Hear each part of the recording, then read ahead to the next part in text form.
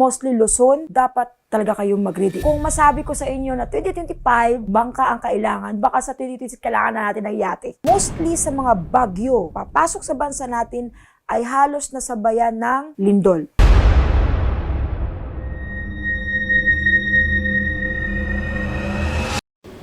Hello po mga ka-PTV, sa video na ito ay tatalakayin natin ang masasamang pangitain sa isang lugar na ito ayon sa mga visions ni Madam Rudy Balvin.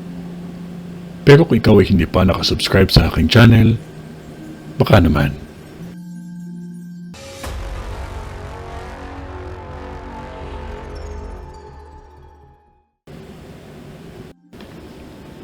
Apat na sunog ay nakikita ko sa vision ko na halos magkakasunod-sunod na magaganap sa probinsyang ito.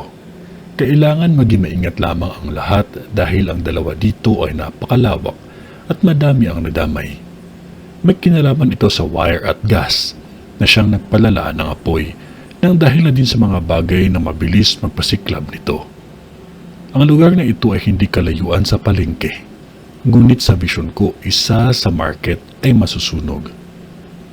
Hindi ko pa narating ang lugar na ito. Ang isa pang sunog ay hindi ito kalayuan sa City Hall at ang isa ay sa lugar na kung saan may nakikita ako mga bagay na mga antigong kagamitan. May nakikita akong kainan sa lugar na ito. May pagbabago ang panahon.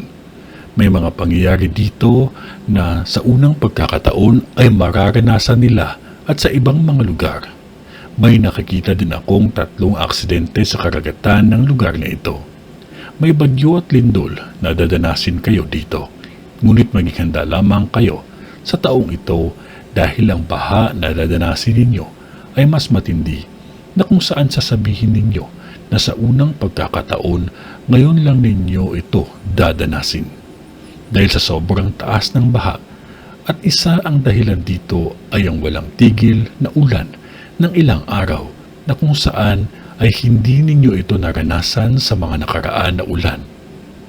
Maging maingat lamang dahil may nakikita akong katawan ng tao na palutang-lutang. Isang baha na kung saan halos pumantay na sa lupa. Ingatan ang mga sarili at anak ninyo dahil sa vision ko may katawan na palutang-lutang sa tubig.